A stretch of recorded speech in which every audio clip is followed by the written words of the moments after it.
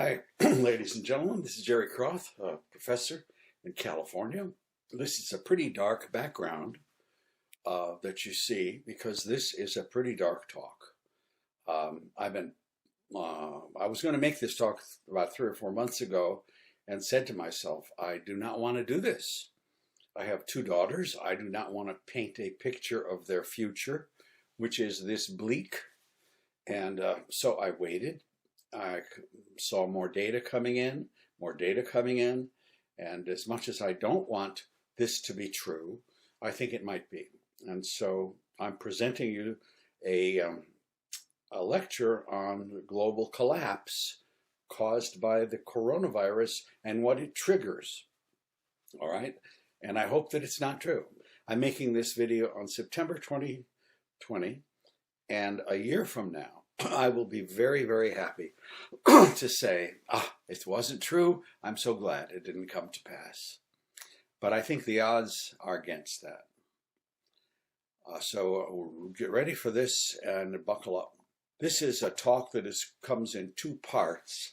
The first part is called When a Black Swan Flies Over a House of Cards.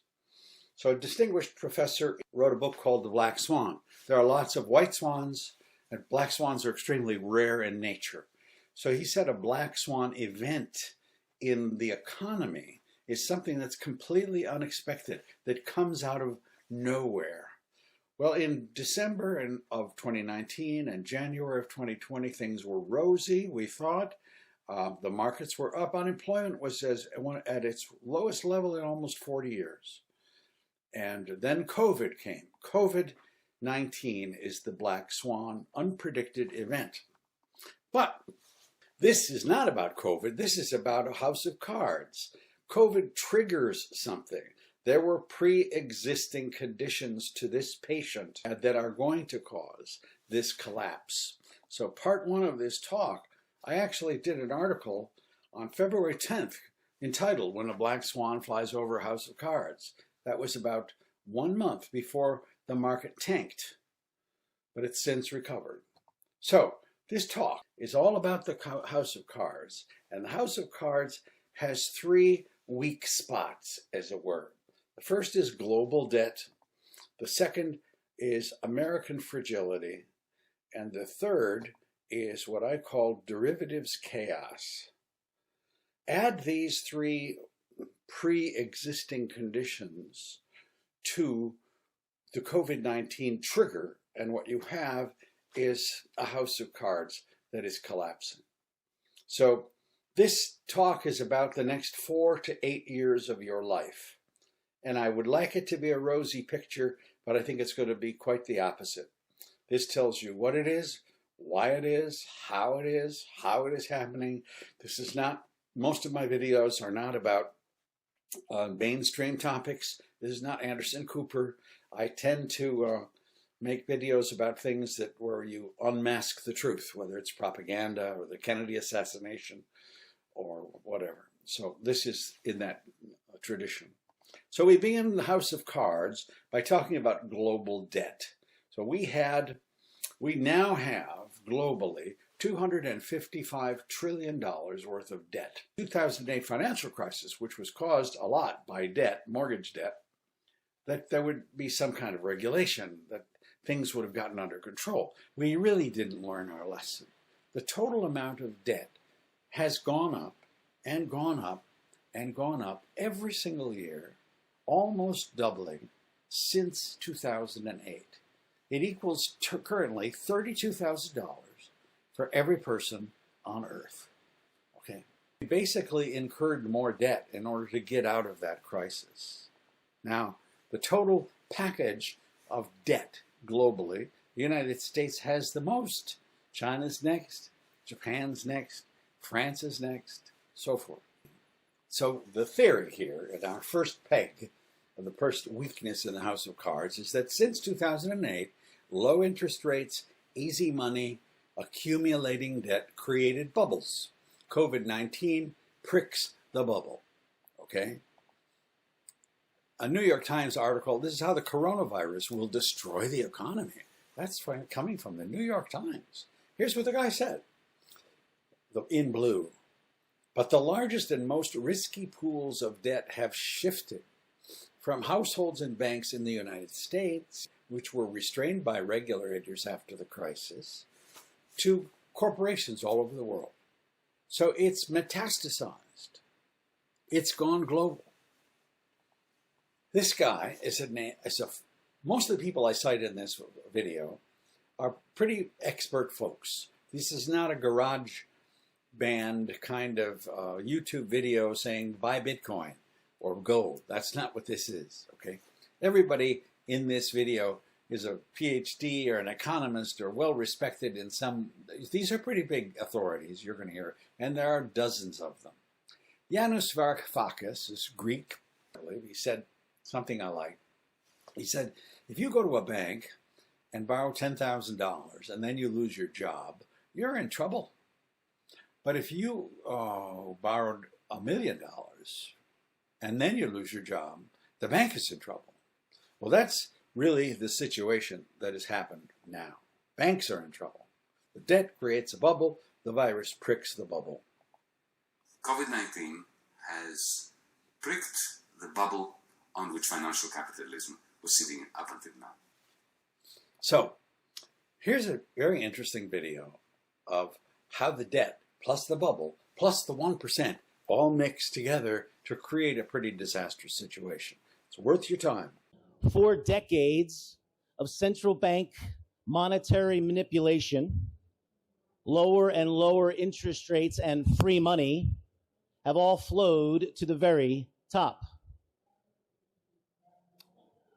According to Forbes magazine, the top 20 people in the world are worth $1.31 trillion.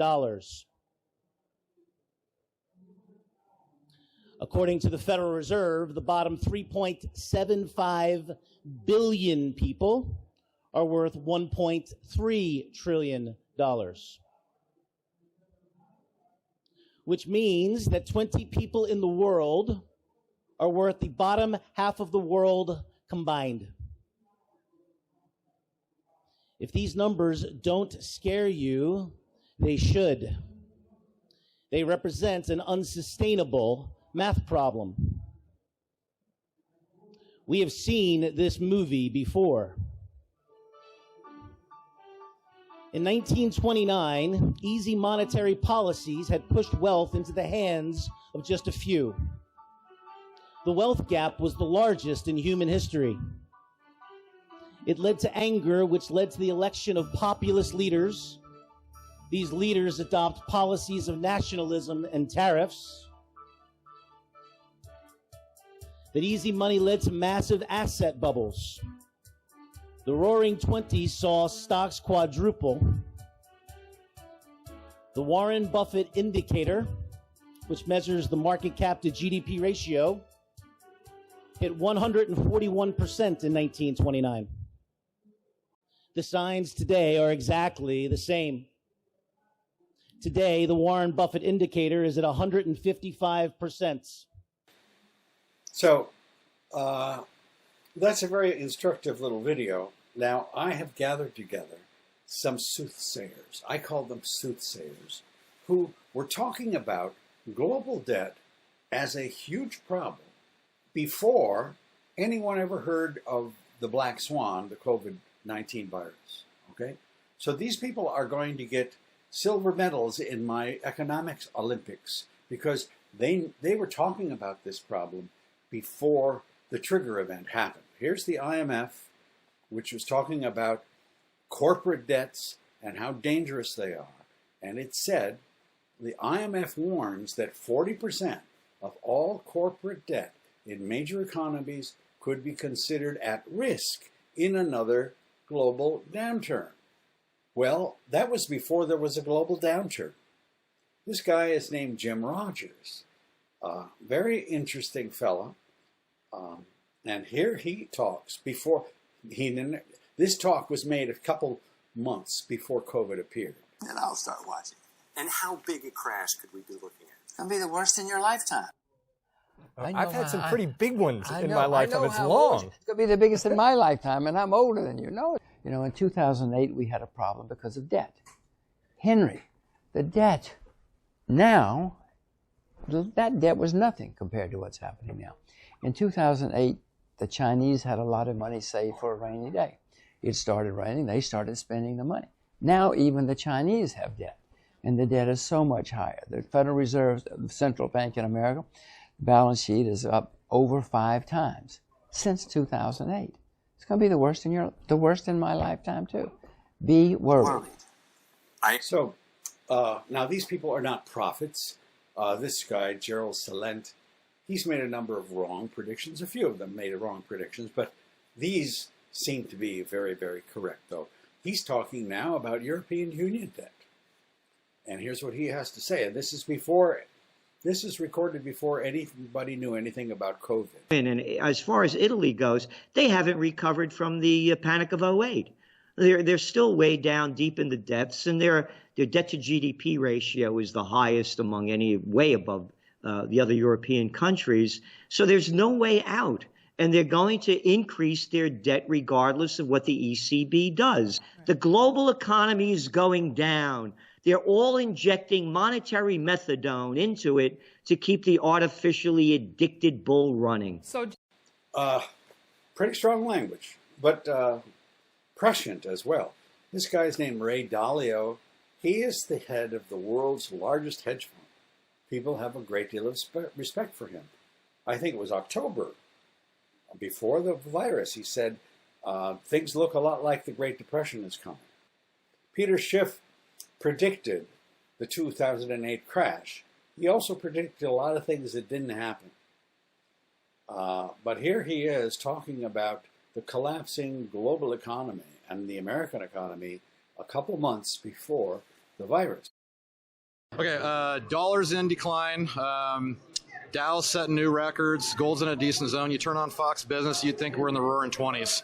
Some tells me that that's not how you see it. Well, you know, the roaring 20s didn't actually end very well, right? Because we had the stock market crash and the Great Depression. So in that sense, maybe they're right, except it's not the early 1920s, it's the late 1920s. But also the U.S. economy is in much worse shape than it was in the 1920s. So what we're heading for is going to be something much, much worse than the Depression. In fact... Okay, so Peter Schiff is just one of many here. This is Forbes magazine writing in... I don't have the exact date, but it's before the crisis. It is December. Okay, December 3rd. So this is a month and a half before. Talking about the Second Great Depression. I think the world economy is now plunging into an unprecedented deflation, recession, period of shrinkage. That will bring down all the markets around the world that have been vastly overvalued as a result of this massive money printing and liquidity flow into the Wall Street and other financial markets. We have one more, Robert Prechter. He comes at it from the point of cycles, but he writes a book called Conquering the Crash of 2020. And most of that book is written before you ever heard of the COVID crisis. But this guy is going to get my gold medal. He's a professor of economics. He's talking about a coming collapse, and he never heard of COVID. So he gets the gold. Overdue. And all of my economic colleagues, right-wingers, left-wingers, and those in the middle, we all know it's coming. And therefore, 2020 or 2021, you can bet much that there will be an economic downturn. And I have to tell you, even though I don't want to scare anybody, that this one is really likely to be bad, and for a simple reason. To react to the great crash of 2008 and 9, the Federal Reserve, as other central banks, cut interest rates, as you know, to historic lows, even going negative sometimes. Mm-hmm. It meant that money could be borrowed at virtually no cost. And every corporation, every government, and many people borrowed money because it was so cheap, which means that the level of indebtedness, government, corporate, and private, individual, is higher than we have ever seen it. You put together a likely downturn with overload of debt, and you have a recipe for very serious economic problems. There we go. So he's my gold medal winner. Now let's take all these guys that we've cited, I'm sure there are many more, I say, what do they have in common? Well, they're basically all saying one thing.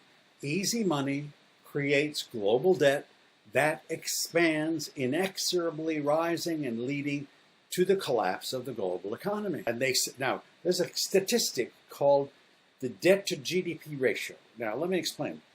Here's how much you produce right here, and here's how much debt you have, okay? You earn $50,000 a year, and you have $50,000 in debt. Well, the debt to GDP ratio means that you owe way more than you produce. Can you see that? So it keeps rising. That ratio keeps rising until it ultimately explodes. And we are right on the cusp of that explosion. And we were on that cusp before COVID appeared. Yes, we could say, well, Jerry, the market did crash, but look, it's all over. The Dow Jones went down, and then the Dow Jones came back, and it erases all of its losses. The stock market reaches a new high. S&P 500 turns positive. The stock market erases all of its losses. Everybody's happy. It's September 2020. Ha ha. It's all over? Is it really all over? That fast? That's the question of this talk. So global markets, by the way, are paralleling the United States market. That's South Korea, V-shaped recovery. Germany, V-shaped recovery. U.S., V-shaped recovery. Oh my God, isn't this wonderful? So the question is, how did this happen so fast? We hear about unemployment and the virus is still raging. How does that happen? Well, one of the major factors is that we have printed our way out of it. That's the NASDAQ. And below is a graph of how much money the Federal Reserve has been printing in red. You see the red line? It goes up. We printed at least $3 trillion, and that's pushing the markets up. The markets are flooded with cash that the Federal Reserve has created. Scott Pelley interviewed Jerome Powell, the head of the Federal Reserve, and said, where does this money come from? And Jerome Powell said, we just printed. Simply flooded the system with money. Yes, we did. That's another way to think about it. We did. Where does it come from? Do you just print it? We print it digitally. So we as a central bank, we have the ability to create money digitally. Yeah. So we've printed our way out of the crisis successfully, I guess. U.S. printed about $3 trillion, as much as we can determine. We can't really know that for sure. Japan seems to have printed $2.2 trillion. The EU seems to have printed $1 trillion. China seems to have printed $0.4 trillion. That's $6.24 trillion, but it's only $6.24 trillion out of the $255 trillion that could possibly default. So only 2% or 2.5% actually of the global debt has been printed away. There's still a lot more waiting there. So the question comes to this. Is that enough money printing to prevent bankruptcies and defaults? In June, U.S. bankruptcy filings were up 48%. Not good. In July, commercial bankruptcies were up 43%. Here's a little video on bankruptcies.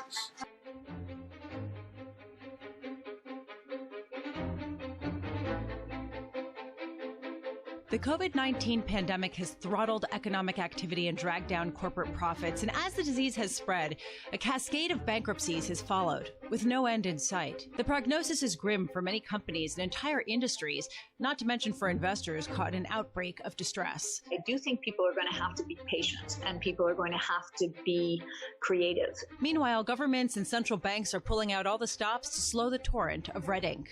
That has distorted normal recessionary dynamics and, again, postponed many of the credit consequences which we're likely to see over the longer term. This guy is asked, he's a really well-respected person on Wall Street. He's asked, what is the biggest threat we face? This is August of 20. I think, Wilfred, what derails this market isn't more China-US tension, isn't more political difference is it would be if we get them large-scale bankruptcies. Global unemployment is expected to worsen if there is a second wave. Economists foresee an unemployment tsunami coming. Mark Zandi, chief economist of Moody's, pretty prestigious position, don't you think? August 2020 says a real tsunami is coming. Okay? So the global debt has hit 331% of GDP. A global debt crisis is looming, writes Joseph Stiglitz, a Nobel Prize-winning economist. This is August 2020. Okay? So these are very respected people who are saying pretty much the same thing. This is Martin Wolf. I'm promising my parade of experts is coming to an end. So bear with me. One more, Martin Wolf, British economist who writes for the Financial Times. It's affecting every economy in the world, including China, of course, and all the emerging and developing countries, as well as the developed countries. If you think we're now in 1930, as it were, we're going over a cliff faster than in 1930. It's more global than in 1930. So let me explain how this unravels from my knowledge of how I'm operating. I'm a psychologist, so I'm not an economist. I'm doing this as a scientific journalist, gathering this information. So here's the evolution of this process. First, we have a coronavirus, the black swan trigger, which leads to an economy shutting down, trying to reopen, shutting down, trying to reopen. That leads to widespread unemployment. And widespread unemployment leads to people who cannot pay their debts. Okay, they cannot pay their mortgages or their rent. And that is the point where usually starvation, civil unrest, and looting occur.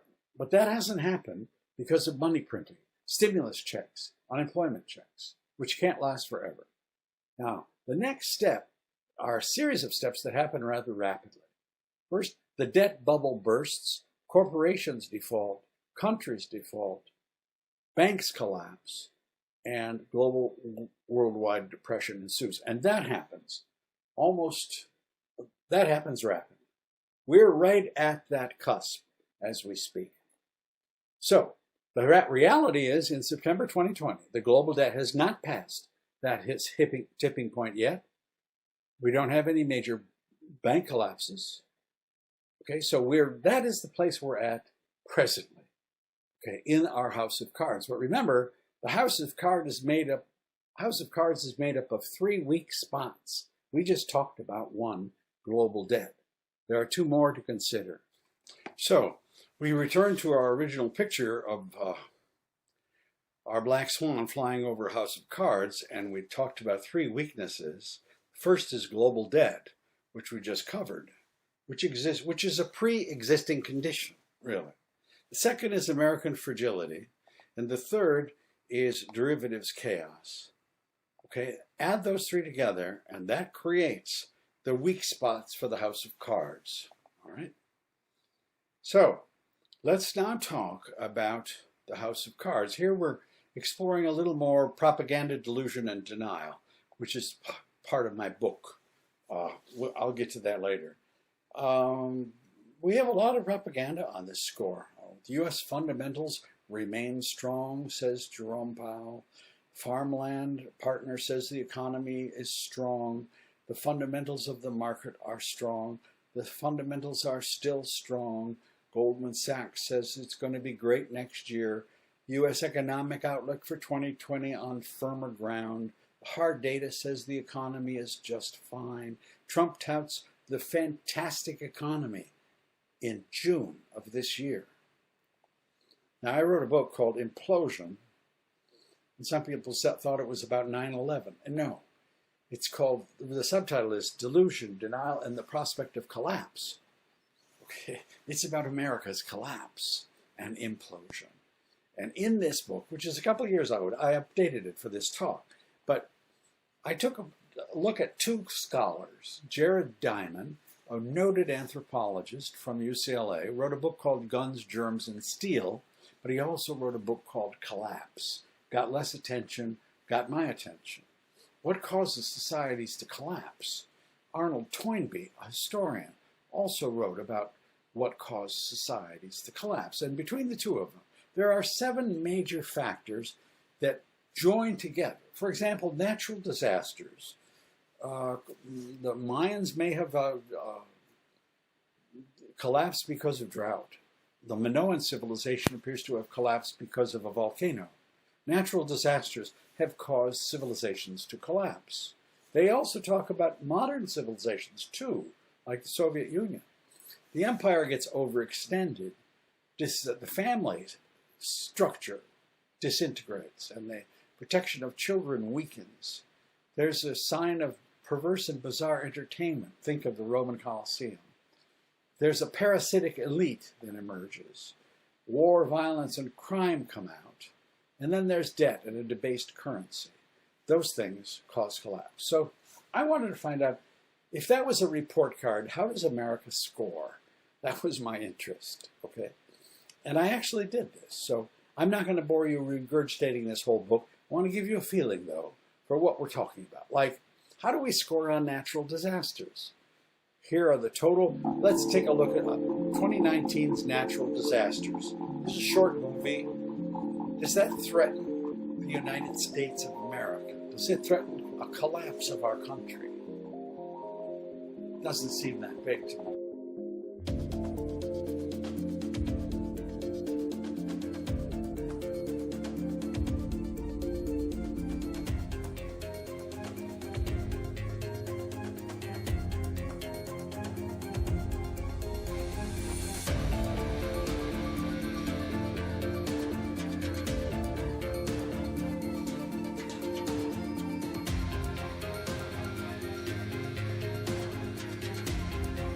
I actually live in California right now, and we have fires, and there's a major fire about 15 miles from our house. Smoke outside, and our cars are packed with all of our belongings, and we had an evacuation warning, and it's been lifted. That's just a personal anecdote here. So let's take a look at the cost of natural disasters over time. Well, they did go up, didn't they? From 1970 to 2019, I mean, they went up way more than population went up. But the question is this enough to destroy the United States of America? I don't think so. But I'd say we probably score B- on this, one of these 7 factors. It's not horrible, but it's getting worse, that's for sure. I skipped one. But this is megatrend number 3, the disintegrating family. I thought, how do you measure the incidence of a disintegrating family? And I pondered. I said, maybe we should use divorce statistics. And then I thought, no, a better statistic would be the number of children born to single mothers. Well, that shows, that makes you go, oh my God. Okay? So from 1970 to 2019, it has increased over 3 times. 42% of American children are not being raised in traditional nuclear families. Okay, that's. I thought that was awfully high. Is that a measure of societal collapse or potential societal collapse? Well, we have a propaganda machine, and in which we have a lot of articles saying, "Oh, single motherhood is great." So the statistics are not appealing in this group. As a group, forget about the 3 subgroups. As a single group, the graduates of single-parent families do not look very good. They suffer more addictions, more abuse, twice as likely to become alcoholic, graduate from high school less frequently, 5 times more likely to commit suicide, 5 times more likely to be incarcerated, 14 times more likely to commit rape, 30 times more likely to become homeless.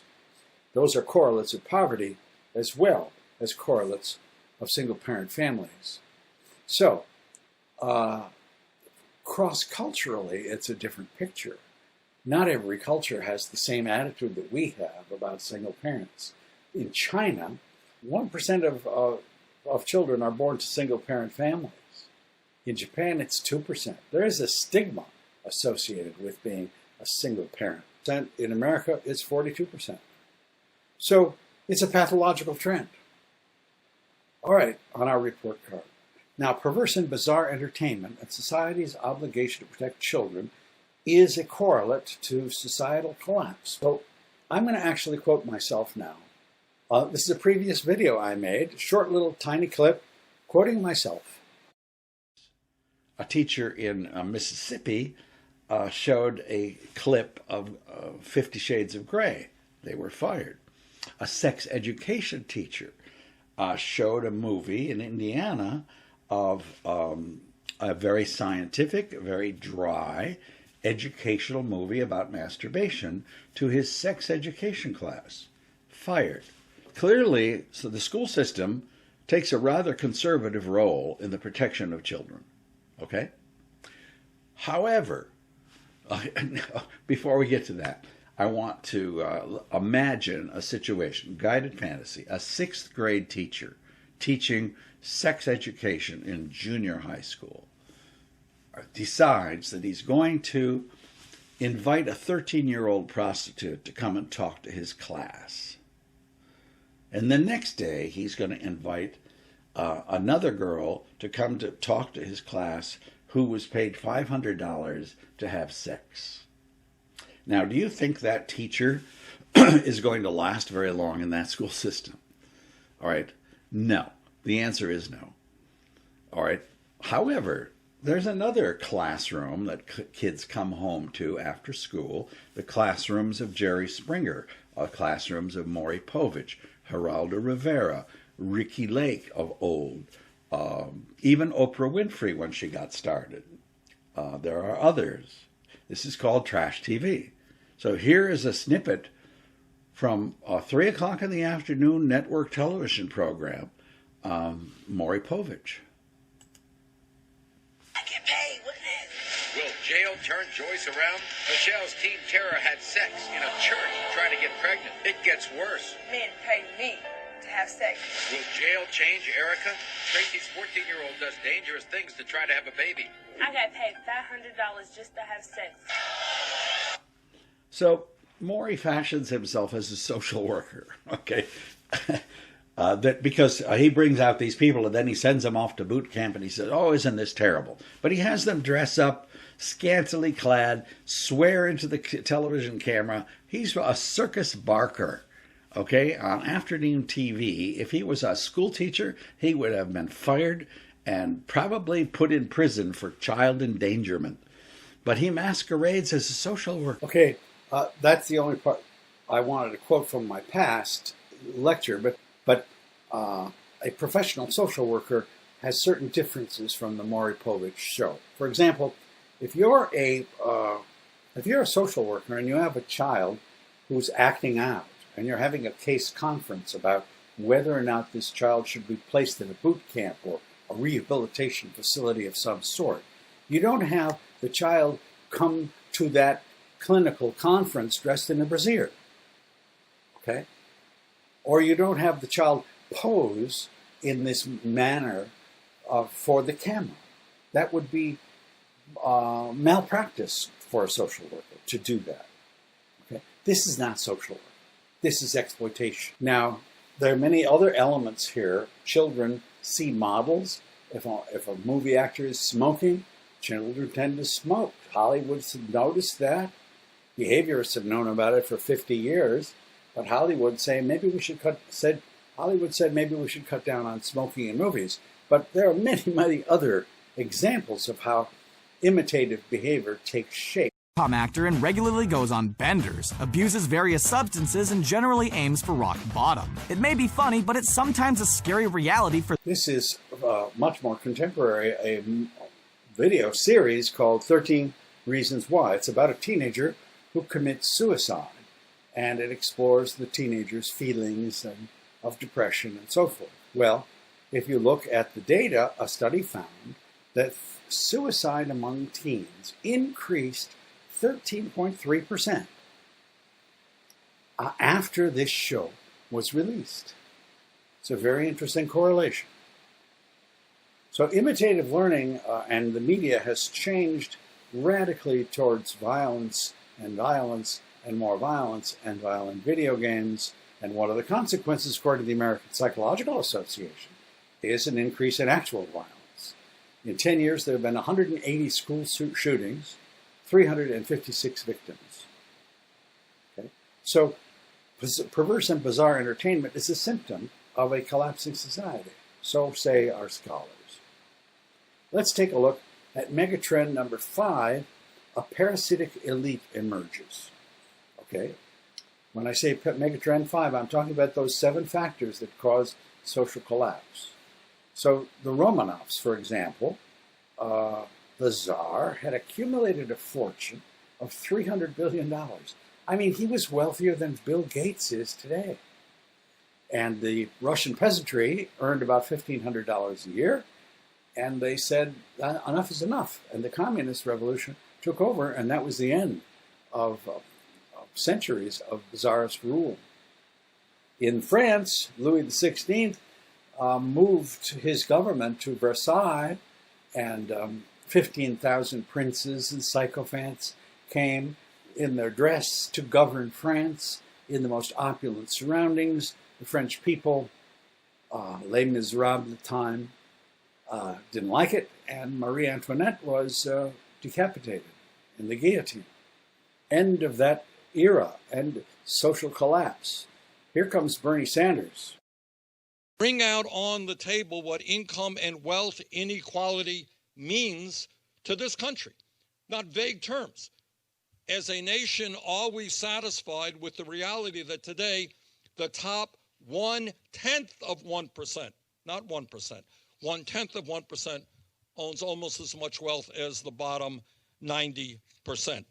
Are we satisfied that in the last 4 decades there has been a massive shift of wealth from the middle class to the top 1%?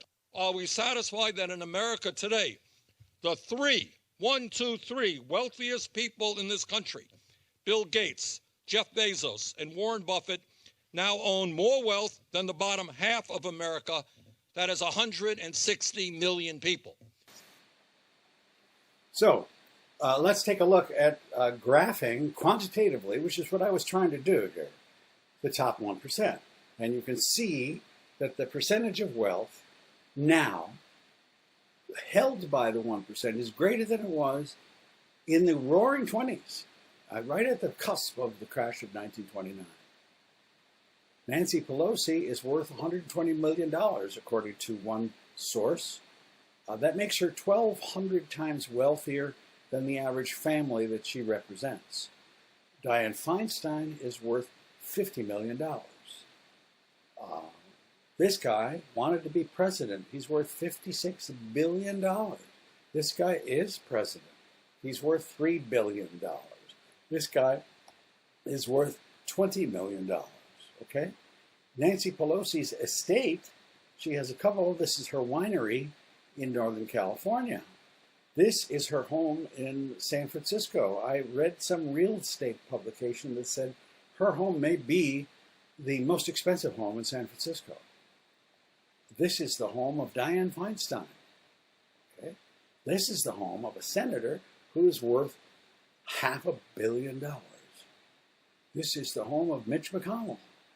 This is the home of Kamala Harris in Brentwood, California, right butting up next to Beverly Hills.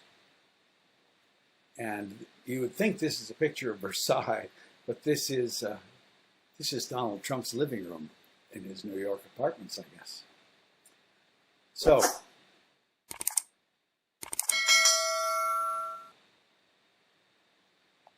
So, half of all the U.S. senators are millionaires. There are 20 millionaires representing the people of California. There are now 70 millionaires in the Florida House and Senate. So what do you call this? It's not a democracy. It's called a plutocracy, the government by the wealthy. And that's reality. Okay? The greater the concentration of wealth in the top echelon of society and government, the closer to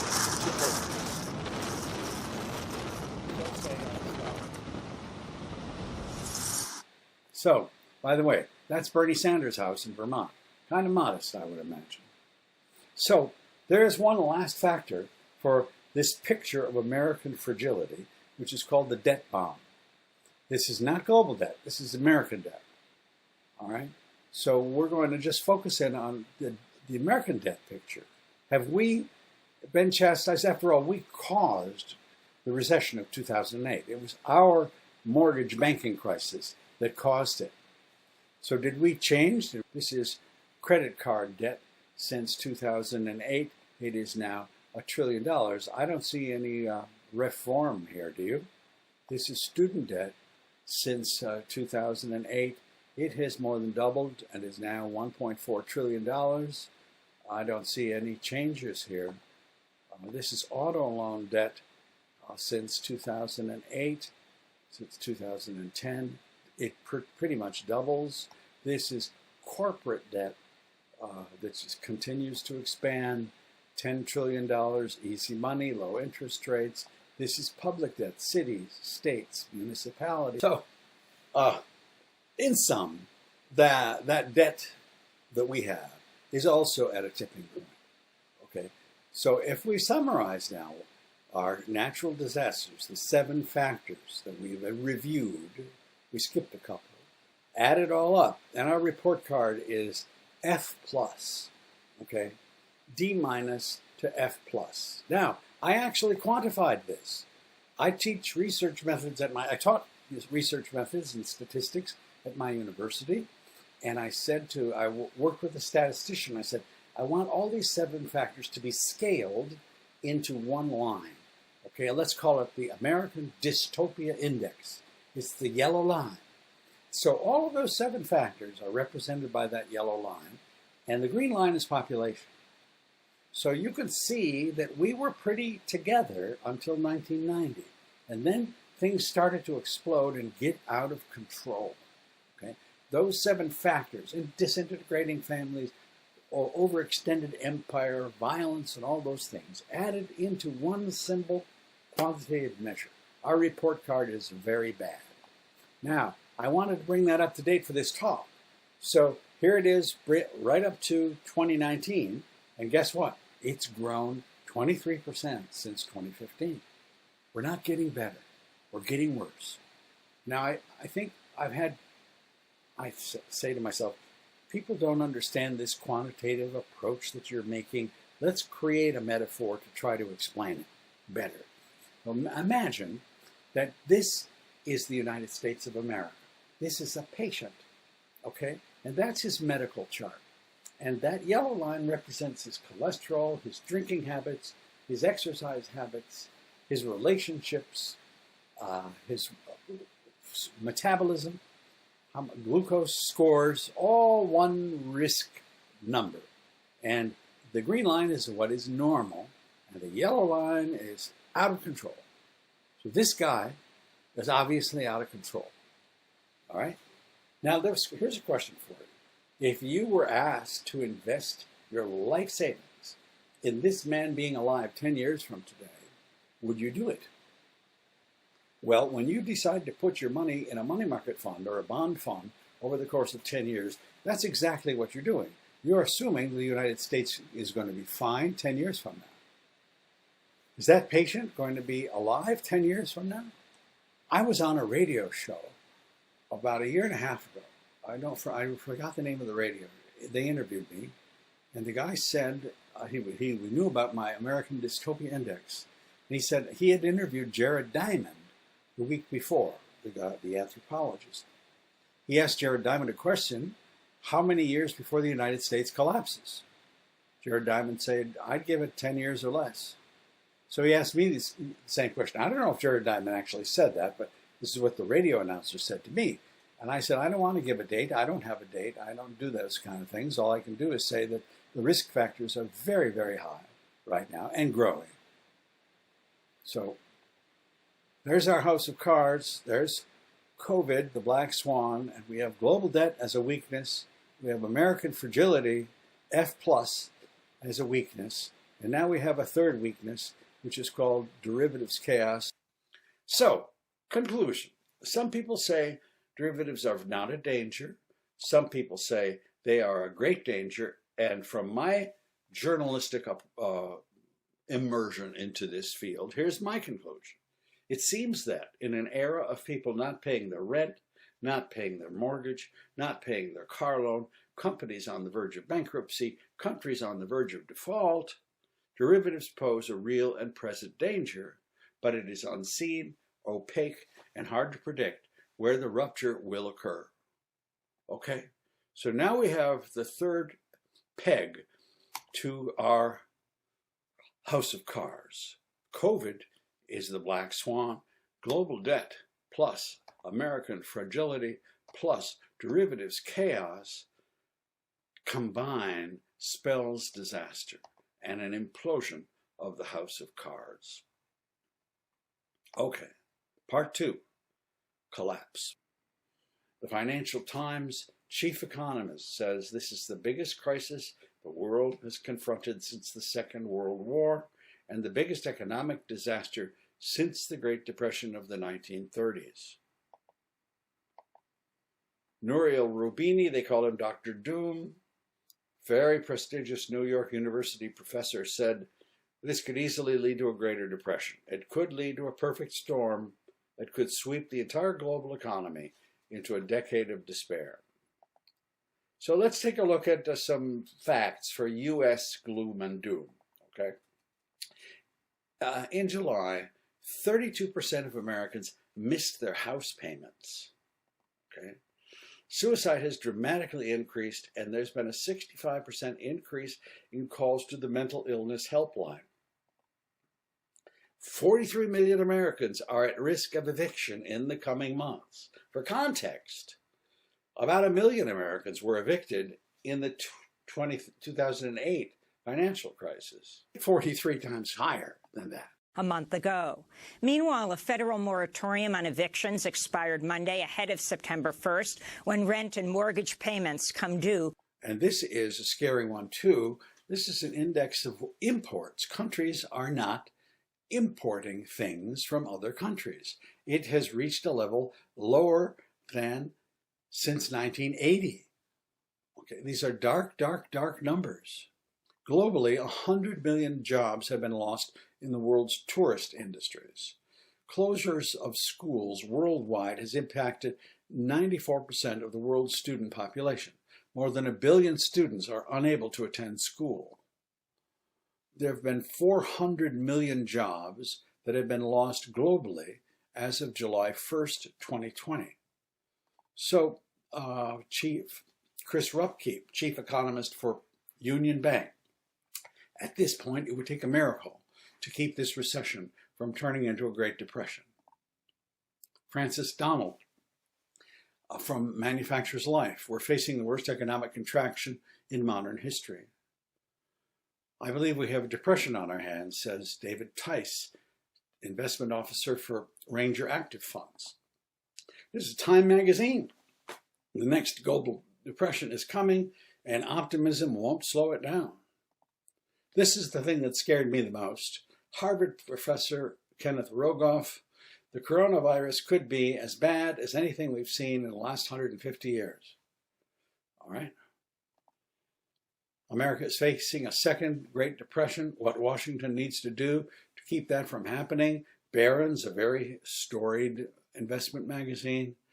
Raoul Paul from our Goldman Sachs trader, coronavirus possibly is the biggest economic event of our lifetimes.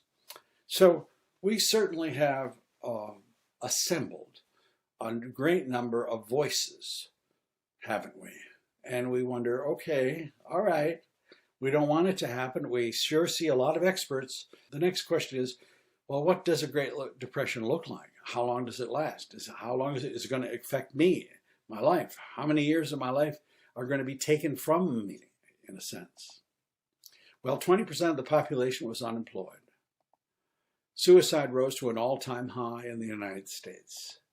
2 million men and women became traveling hobos. We call them homeless now. 273,000 people lost their homes, but we have quite a number of more homes on the docket today. Unemployment in Europe averaged 20%. Prices kept dropping. Since people had no money and no jobs, prices of goods went down and down. It's called deflation. It increased 10% a year from 1929 to 1933. People were poor and hungry. They stood in bread lines at community kitchens to get free meals. The U.S. Treasury didn't have enough money to pay government workers. Well, that's no longer a problem. We just print it digitally. Signs of recovery began in the spring of 1933, 4 years after the crash. So if we're going to repeat history, we've got 4 years to deal with this before we even see some glimmers of hope. Even upper-class middle professionals, doctors, lawyers, their incomes dropped by as much as 40%.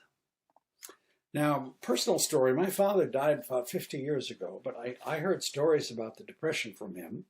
He was a rich kid from Detroit. His father owned a big department store, and they had a mansion in Detroit, and I think he said his father owned a 1927 Packard. Well, I looked up a picture of a 1927 Packard. That's what my father's father drove. Now, my father, the rich kid, went off to the University of Michigan to study to be a doctor. And then the crash of 1929 happened, and all of his dreams just went up in smoke. His father lost his business, lost his car, lost his mansion. The family moved to San Antonio and started to sell fruit on the street. That's a picture of my father, the pre-med student, who is now selling fruit on the streets of San Antonio in 1932. Okay? So there is a period of dashed hopes and dreams, and many of us right now are experiencing that, and just the beginning of that. This also has to do with the collapse of empires, though. Here's Chris. Is their ecology of power that when things start to go truly wrong, empires regularly unravel with unholy speed. Just a year for Portugal, 2 years for the Soviet Union, 8 years for France, 11 years for the Ottomans, 17 for Great Britain. So some of the aftermaths of a depression are war. Remember, Hitler grows out of the ashes of the Great Depression, the rise of fascism. Hitler comes to power in the Depression. Homes fell in price 30%. Since we're printing so much money, there might be an outbreak of hyperinflation. There could be the development of a new reserve currency where the debt is monetized, in which case gold would sell for about $52,000 an ounce, silver about $2,600. So I queried 2 economists at the conclusion of this, and I said, I'm a psychologist. I don't know that much about economics. I can read it. I want to ask you a question psychologists ask. Can you rate on a scale? What's the probability of global economic collapse in the next year on a scale from 1 to 10? Well, one was stayed anonymous. A professor at NYU said 7 to 8, like a 70 to 80% chance. The other professor let me use his name, University of Utah. He said, I'd say it was a 10 with certainty. So these are people whose opinions we have to take into account. But what has to be done for the United States? I wrote a book on this subject, and this is an update of those recommendations. For example, remember we had our 7 factors. So those 7 factors are what make that yellow line go up. It's like talking about this guy's cholesterol. So one of those factors was natural disasters. What can you do? Well, we have to deal with global warming. It's a major issue. Okay, I happen to have written a book on global warming and done a video on it, Ecocide. Radical interventions are needed. We need to build out solar and wind infrastructure almost immediately. We have 7 to 10 years to bring our fossil fuel consumption down by 50%, and we haven't budged. Okay, well, there's a lot of work to be done on that front, but that will only reduce that yellow line a tiny bit. That's only one of 7 factors that keep that line up and going up. We haven't talked about the overextended empire. That was one of the ones that I skipped. But that is another factor that pushes that yellow line up. For example, if we slashed defense spending 50%, that's a lot. And that would push that yellow line down a little, maybe 10%, maybe less. Okay, it's not made up merely of that, but it is made up of this incredibly huge amount of defense spending that we engage in. For example, this is all of the countries in the world where U.S. military bases are stationed. Okay, 150 countries. We are the world's largest empire ever.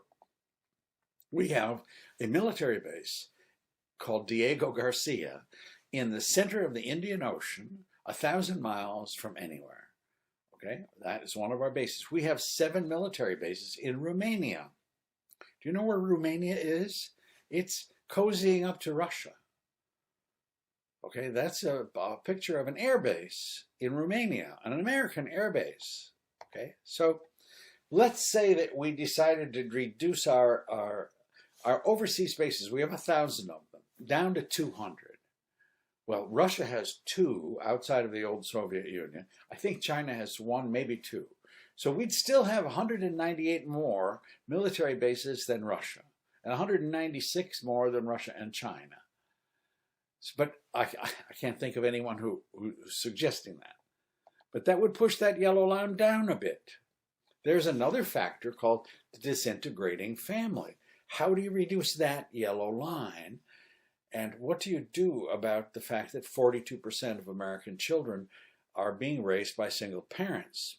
Well, the American Association of Marriage Counselors at one time recommended that marriage counseling be mandatory if you want to get a divorce. You need to have a blood test to get married. You need to get counseling for 6 weeks, say, to get a divorce. Do you realize that experts believe that 20% of divorces would be prevented if marriage counseling was mandatory? Something we could do, not very costly. What do we do about perverse and bizarre entertainment, factor 4? Well, one thing we can do is to censor the internet and the media from violence and pornography. The United States is the largest producer of pornography in the world, the largest consumer, and if you look at the studies of 12-year-olds who have been exposed to hardcore pornography, it is unbelievable. Okay, this is not good for society. So, here's the media that existed before the surge. All right, before that yellow line takes off, this is the kind of media that we saw in this country. Captain Kangaroo, Mr. Rogers. Okay, very, very family-oriented. And after the surge, which is the kind of media that we see today, this is what we see: violence, violence, more violence, and more violence. The 10 most scandalous scenes from HBO's teen drama. Okay. Thus, many gruesome deaths occur, with the relatively innocent Morty even going on a killing spree of his own at one point.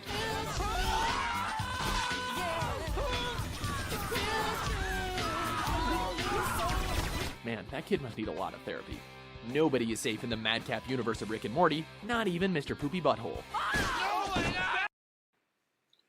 And then, of course, for afternoon television for third graders when they come home from school, there's Jerry Springer interviewing a stripper.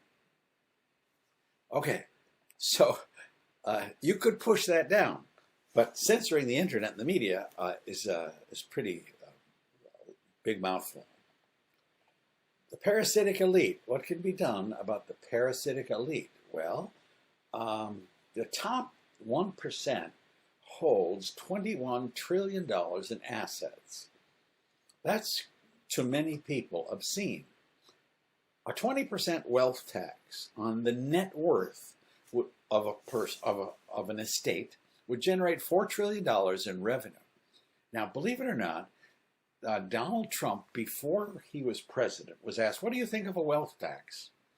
And he said, well, if it was 15%, I'd still have $800 million. I could live on that.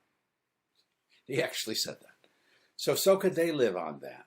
And it would bring our 1% down to the level of France and Germany and Japan and bring it within reason. But if you did that, you would eliminate all student debt. You could provide housing vouchers for every one of all of America's homeless. You could bail out 16 bankrupt cities. You could relieve pension underfunding, and it would push that yellow line down just a bit. How about the plutocracy? Remember, the parasitic elite sends its representatives into Congress and the Senate. Well, how do you deal with that? What if you had a law that said no one can hold elective office with a net worth more than $10 million? So if you want to be a senator or congressman, you can be, but you have to divest yourself of your excess wealth until you're down to your last 10 million. So that would eliminate at least 33 members of Congress right immediately. Bye-bye Chuck Schumer, bye-bye Nancy Pelosi, bye-bye Dianne Feinstein. Now, the average senator gets $174,000 a year. That's $3,600 a week. That's fine if you're representing us in our district. That should be a sufficient salary for you to function, right? So special interest contributions today represent roughly $6 million per congressperson. That's how much lobbyists spend on every congressman and senator. And now it would be illegal. It would be called what it is. It would be called bribery.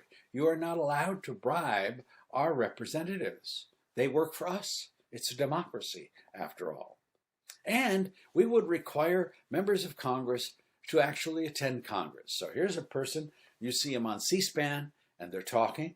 It would seem that they are addressing Congress, but this is what is actually happening and what Americans don't see. The room is empty, and they're broadcasting just to a camera. This is the reality of what's going on mainly today. It didn't happen in the past. Here's Bernie Sanders, a little bit younger, talking. Today being driven off of their land are not going to win this war, nor will the children or the elders. So that's what the American people see, but this is what actually happened. I fear very much that what we said yesterday is that war and the enormous destructive power of our armed forces is our preferred. So there's Bernie. We're going to make some reforms, but you might be saying at this time, wait a minute, Jerry, I do not follow. How do you go from dealing with the 1% to requiring congressmen and senators to attend Congress? I'm not following your logic. It's convoluted. And so I agree that there are quite a few steps here. So there's a famous quote from Lord Byron that I always liked, explaining metaphysics to the nation. I wish he would explain his explanation. So here's my explanation. It's a number of steps, but it's not crazy. It just seems strange.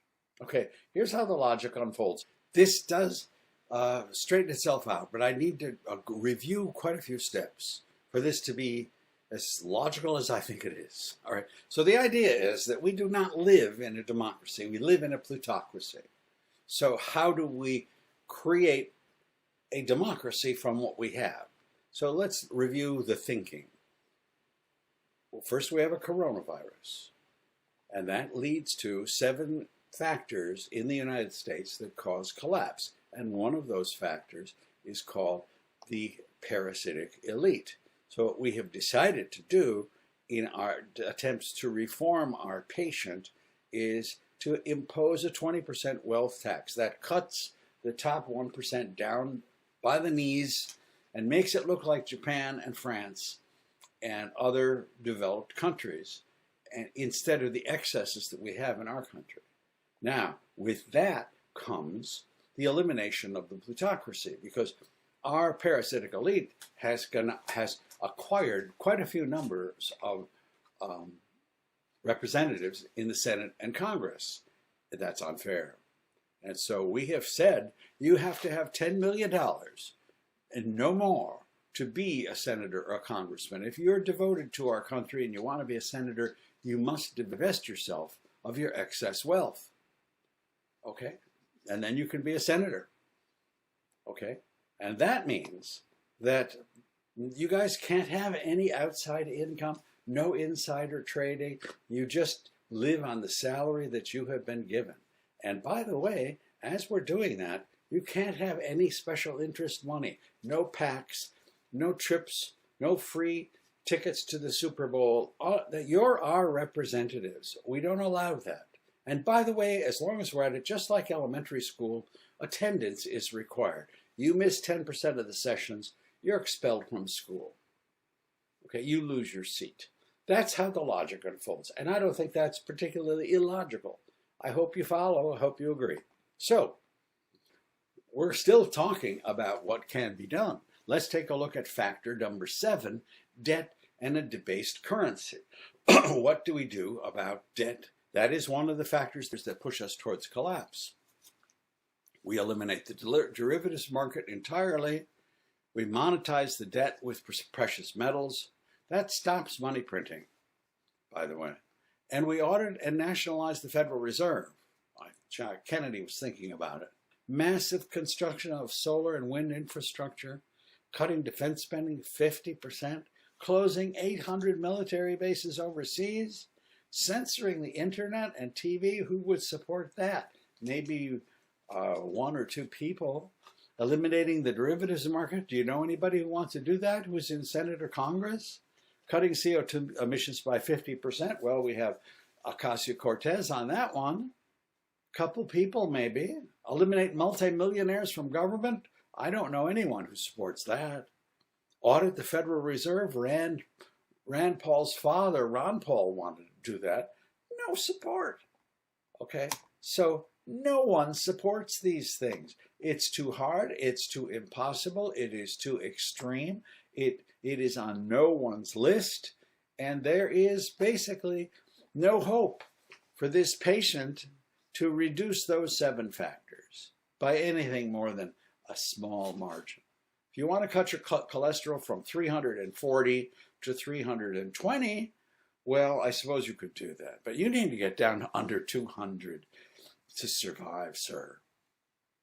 So, as a psychologist, I feel helpless and discouraged. I go to my mentor, Carl Jung, for wisdom, and Jung has a very telling quote. He says, "That which you do not bring to consciousness appears in our lives as fate.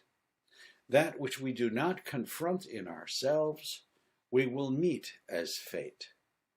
That means that if you don't do it yourself, it's going to happen to you. Okay? So this guy doesn't do what he's supposed to do to survive. He doesn't change. He doesn't stop his eating habits. But fate comes along and pushes that yellow line down. He has a heart attack and loses 70 pounds. He develops cancer and loses 120 pounds. His wife gets up and leaves him and devastates his support system. Okay?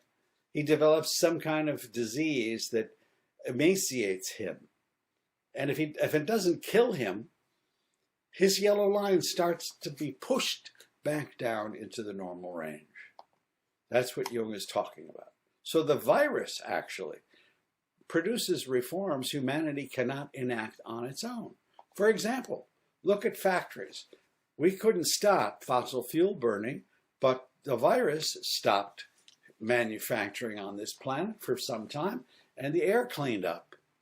Automobile traffic, we couldn't even reduce mileage levels on cars, but the virus required that we stay at home and travel less, and suddenly our freeways were empty. America's fracking boom flounders because of the virus. The price of oil has dropped to even below $1 at one point. And fracking cannot survive unless oil is at least at $40 or $50 a barrel. So fracking causes methane production in the atmosphere. And if you stop fracking, you stop methane. And that's a good thing. We couldn't do it ourselves. Nitrous oxide is a greenhouse gas. How do you stop it? Can't put any sanctions on China yet. But the virus put some sanctions on China. And that's how nitrous oxide looks when manufacturing in China slows to a halt. So that's pollution in a city before the virus, and that's the pollution in the city after. Air pollution declines. What about disintegrating families? That was one of our 7 factors. COVID is actually bringing families closer together. Unexpected positive impacts of COVID-19. We're actually speaking to our friends and families more on Zoom. A survey shows 66% said the pandemic has brought them closer to their family than ever before. 77% said they enjoyed spending more time with their families. There's some contradictory data here, but still, that is encouraging. Now, what about binging and debt and spending and having car loans and all that stuff? Well, JP Morgan says credit card holders spent 40% less during the coronavirus. We reduced our consumption and we reduced our debt. Savings has increased 33% as a result of the coronavirus. The virus produces reforms humanity refuses or resists putting into effect. What about the elite 1%? Well, we couldn't do anything about it. We couldn't pass a wealth tax. No one would support a wealth tax. Well, if we can't stop Wall Street's party, the virus will stop it. Instead, we'll have a crash. They'll lose their wealth. Their homes will be foreclosed, and the yellow line will keep coming down. What about depression, austerity, and prohibition? How are you going to censor the internet? My God, there's no one who's doing that. But if you remember, during the Great Depression, there was a thing called prohibition, a kind of moral austerity. It ended at the end of the Great Depression. You could start drinking alcohol again after the Depression ended. It's just possible that a Great Depression might cause us to reflect on what kinds of material, media content we expose our children to. Instead of deciding to reduce 1,000 overseas spaces to 200, oh, no one supports that. That decision could be forced upon us. A collapsing dollar means you can't print so much money anymore, and you just don't have enough money to support fleets that patrol the South China Sea, the Baltic Sea, the Red Sea, the Pacific Ocean, the Atlantic Ocean.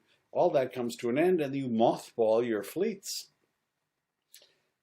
Collapsing dollar, shrinking empire, closing overseas bases to save money. Fate, in other words, forces reforms we failed to make on our own. That's Jung's, actually his admonition. So, they say, what doesn't kill you makes you stronger. That guy who, by the way, I can't look at that photograph. I don't know if you can. It causes me to have vertigo. So I'm going to switch out of there. But that guy, his wife has left him. He got cancer, and then he didn't die from it. He said, you know, I'm so glad I got cancer. I'm so glad my wife left me. I'm so glad I had that heart attack because I became a different person. And you hear these stories in Alcoholics Anonymous all the time. They're called transformative experiences. And you're glad that these tragedies happen to you because you've become a different, new human being. That's possible. That is a possible outcome from all of this. Now, concluding this lecture, it took, for many people, 25 years to recover from the depression. In the case of my father, he left San Antonio with my mother after selling fruit, raising a little money. They were musicians. They went to Chicago and played jobs. She put him through, not the University of Michigan Med School, but Southern Illinois College of Optometry. And he became an optometrist and carved out a middle-class existence and sent his firstborn son, James, that's my brother, and his little brother, Jerry, to the University of Michigan, where they graduated. My brother graduated, I think, in 1959. So it's basically, for my father's dream to graduate from the University of Michigan, he never did, but his children did. So it's 25 years to come from that rich kid in Detroit all the way back to kind of a middle-class guy. And that was actually back in Detroit, too. Now, collectively, the society follows the same pattern. You'll see that the Dow Jones Industrials reached its prior 1929 peak in 1954. It took 25 years to recover.